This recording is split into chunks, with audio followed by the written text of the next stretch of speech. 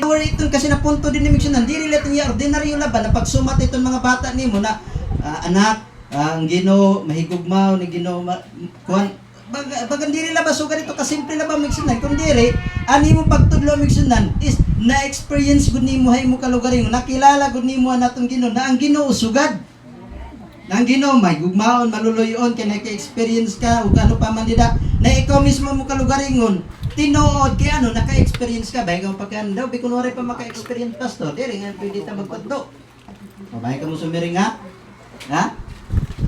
hello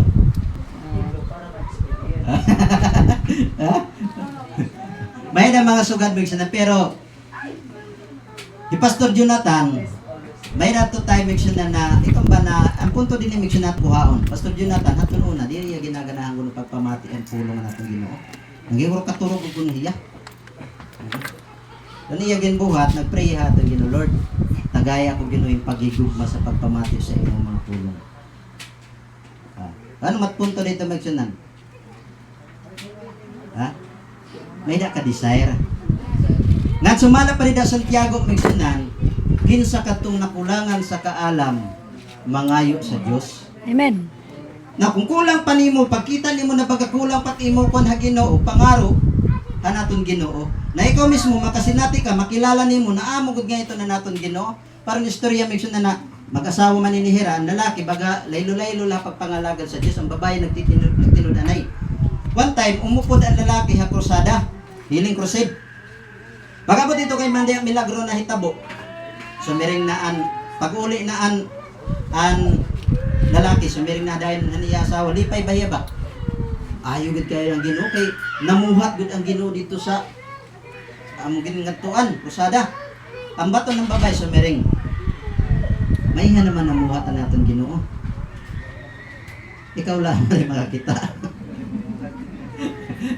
kaya naman laylo man sa pagpangalagad sa Dios pero kung tinud-anay nga ni pagpangalagad sa Ginoo makita gud nimo Miksyonan na aduna gud ako na kalahian aduna gud ako na kahimuan so bantayan Miksyonan na tell the truth about God kinsa imo sumatan Anak. An imo mga anak ipakilala bago pa Timothy introduce nimo Ginoo iya ba anak amin na naton Ginoo kana sa ring Dios sa iyang kusog o sa iyang katingalahang mga buhat nga iyang gihimo isumat gud hani imo anak okay ano okay lang ka mo Okay, praise God. ato na basahon Deuteronomy kapitulo 4 bersikulo 9 ito na lang nihaon Miksyonan kay nga turog naman ka mo paspasan tayo kay para mahumandayon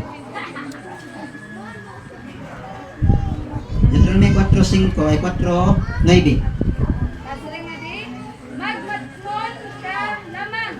bantayan mo ang imong kalag sa masigdak kabuton kay tingali lamang unya maha kalibot ka sa mga buta yan higit-an sa imong mga mata o tingali lamang unya mubulag sila sa imong kasing-kasing sa tanang mga adlaw sa imong kinabuhi apan igatudlo mo sila sa imong mga anak igatudlo mo sila sa imong mga anak o sa mga anak sa imong mga anak okay. Di ba di lagi klaro Miksyonan? Ang sugo natong Ginoo sing magmatmon ka lamang. Bantayan mo ang imong kalag sa masing kamuton. Kitay ni na mga kaganak. Amen. Ha? Amen. Kay tingali lamang unya mahikalimot ka. O di na ang punto din ni Miksyonan. Ano ang rason Miksyonan na kayo nangangalimot kitahan mga buhat ang Ginoo? Waray tutdo. Wala tutdo. Yung tutdo gad kayo nangalimot balitaw. Ada? Ibig sabihin, ngalimot, ikintotdo, pero ningalimtan na. Anong punto din na Miksyonan? Ang rason Miksyonan, na kay ano, na ningalimot kitahan mga buhatan atong Ginoo, kun ang aton mga hunahuna o kasing-kasing, hinay-hinay nakapenetrate ang mga butang sa kalibutan. Amen. Ibig sabihin, nagiging materialistic na kita. Ini pa ko diya Miksyonan is, asiri pa nga ni Apostol Pablo nga itong mga taga-Korinto, memory verse naman niya na magbantay ka mo kay ang dautan na pakiguguhugoy nakadaot gud sa nayong pamatasan, di ba? Ang gingamit ito na term ni Apostol Pablo is corrupt. Corrupt good manners, di ba? English? Amen, praise God. Kahit sa'yo pa ko. Di ba Siya na. Ha? Corrupt good manners. Kurap, ang word na kurap migsunan, ano sa inyo pag-intindi? Hinay-hinay lang nga nadadara. Bagayahin virus. Virus ba yan? Virus. Ang virus migsunan, ordinaryo lang nga ni Suga din eh. Lulukupon. Never nyo ito makikita. Search na ako na karoig singonan kurap. Nasing ito migsunan. Slowly but surely. Praise Pero banta God. ko eh. Taya ba? Taya sa Cebuano. Kapag Tagalog pa kalawang. For example, may datubo hiya. May da hiya guti na kalawang. Bisan pa dida, bugos ka dida na simana magkinita ito dida. Kikitaon mo kung saan mahiya malakat. Di ka makakapansin.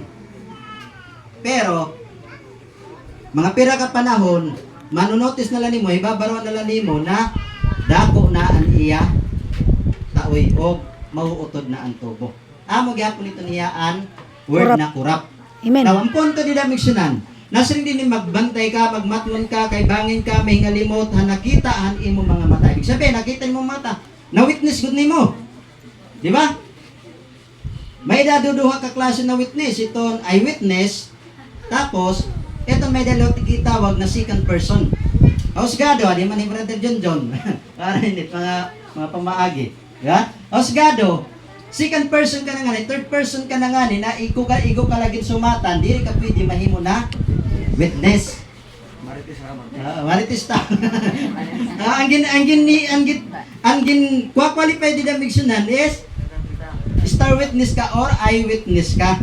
Ito ni ang kakarawat dako na tinatawag na dako ito niya na itong ba na makakapasolba ang kaso ba kung star witness ka or eyewitness ka na ikaw talaga mismo nakakita na nasring din magmatngon ka kay bangin na hingalimot ka han mga butang na ginhimuhan naton Ginoo may ngalimtan nimo ang nakapalimot sa tao migsunan utrohon nakon kung makapenetrate ang kalibutan sa matagusa sa atong kasing-kasing. Amen. Kaya ano migsunan? Higin ni Kristo nag-warning hiya sa ipangalan niya magmatngon kamo na diri mahiluan, ang word mahiluan. Ha? Ano yung kasing-kasing sa mga butang ng kalibutan? Ipapagmatngon kita. Kaya makasulod nga ni ang mga material o maging materialistic na nga natong kasing-kasing migsunan, diri ka nagaganahan pagpangalagat sa Ginoo. Bisan pa daw naka-witness ka kung gaano kagamahanan natin Ginoo. Amen. Mapapausa ka na lang na, Pastor Hadto, ginupay ko dato na kung Ginoohan pinaagin aniya balatian, ginmilagruhan ko dato na kung Ginoo. Pero mapapausa ka kay ano man na bumayaan. Amen. Praise God. Ano man, nakalimtan.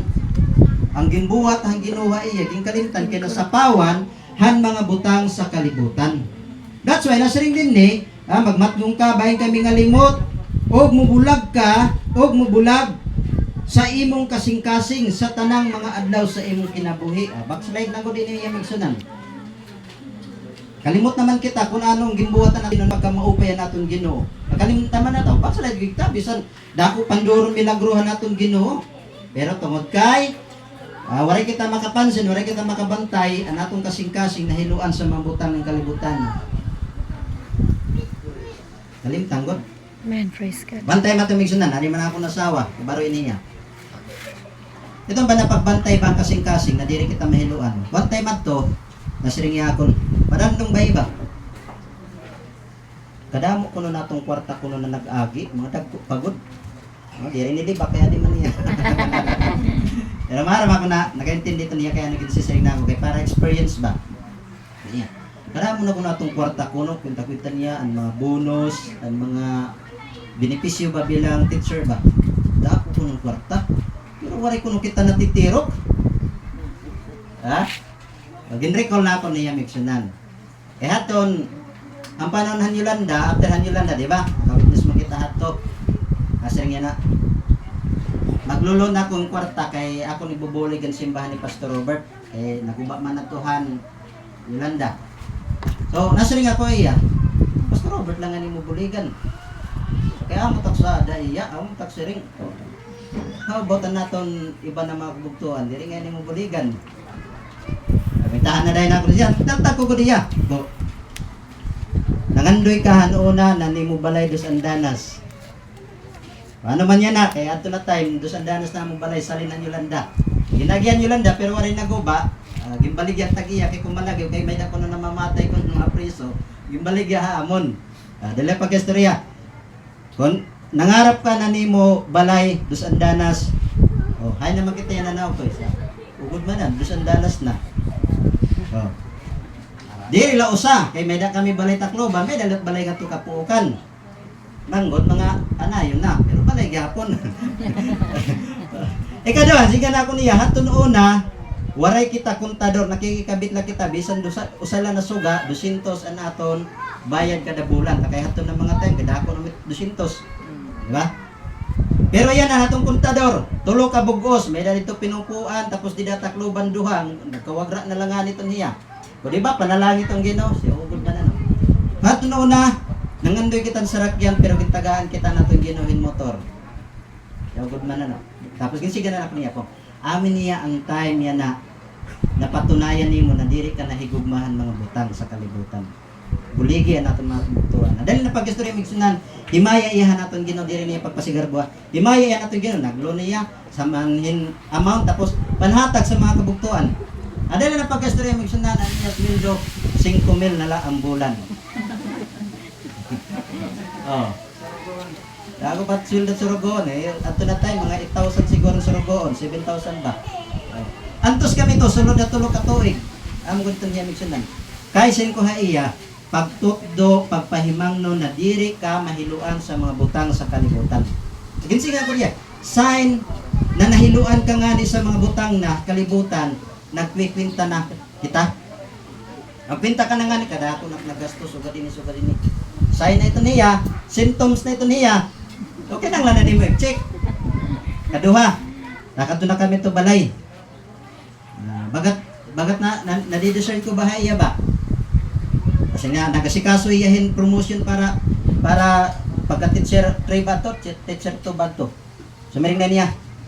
I-pro-overan na akong papel kay para kung ako ma-aprobaran. Giprangkahan ako niya. Singa na ako niya. Diri ako kay bangin ang imo kasing-kasing mas labaw pa na mahangawa sa mga butang.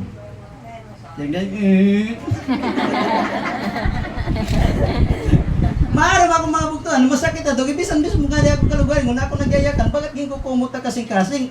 Kaya di rin man siguro na, kung ano't iya akon, may makakabenepisyo man ako, pero kaya naganyakan ko. Kaya na-observaran na ako, na-discern na ako, na hinihinay. Kaya amo ito trabaho sa tanas. Di nga ni kita maka-witness ito, di nga ni kita makabantay, limpungan ka god. Mamuhay-puhay ka na, wari ka nagana paghatag burato na itong Ginoo, wari ka nagana paggasto buratong Ginoo, kaya nangihinayang ka, kung ipalit ko yun yung bugas, saan ini kasako. Una-una dahil mo, waray man kami, pobre man kami. Amo ito't sayan migsunan.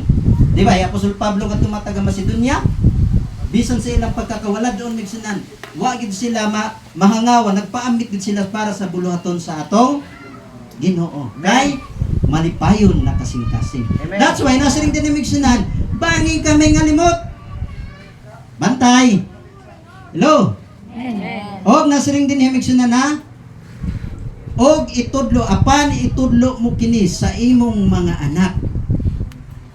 Ibig sabihin, istoryahi tudlo bansaya ang imo anak. Mahito mo dito na part. Hello? Amen. Kaya sumala na itong keyboards migsunan, mabansay na nga nito nila, dumako na itong hera, diri na nimo istoryahan. O bisan diri na nimo istoryahan, magkusang loob na la ito hiya. Bisan na akong experience, kasi ko pa man yan, napausa ko na, ako't gintagaan ninihiyan to kahin na pagkuhan, na waray ko man anak, pero may dako binoy. Yan akong binoy, migsunan, Marby, di na ako ninigin bansay ba? Ano na, bata pa ito hiya, palit kami pagkaon, at tinapay ba? Kaon kami. Tapos, napansin ako, waray lang ko rin nga sa, anmisay, sigin araw hiya, pagkaon. Anmisay, araw niya. Waray ko niya tagay, kaon ko niya. Kahuman na niya pagkaon, dito na ako niya ginistoryahan. Kung agad naman dahi, anmisay ho, di yan nag-observe lang ako. Kung agad man dahi, anmisay ho, waray nga niya mo tagay bisang guti, nasa niya. Ay, magutom liwat, bata pa man nato iya. Pero dito na ako niya ginistoryahan ko. Diri ito na sugad. Kaya ang paghatag naton, diri ibig sabihin na mahatag lang kita kay sobra. Ang paghatag naging bibilingan naton Ginoo means di ba amo ito nang siringan naton Ginoo sa Kristo ang babaeng balo tapos ang mga tao ng mga rikuhanon lingkod na naton Ginoo dito at banghan halaran kita niyan mga nagahalad halad ato kay wala pa man mga papel wala pa man tag mil kwarta pa man to na puntil itong bagong pinutos dako nga niyang tingog pag bundak nagubungan ibig sabihin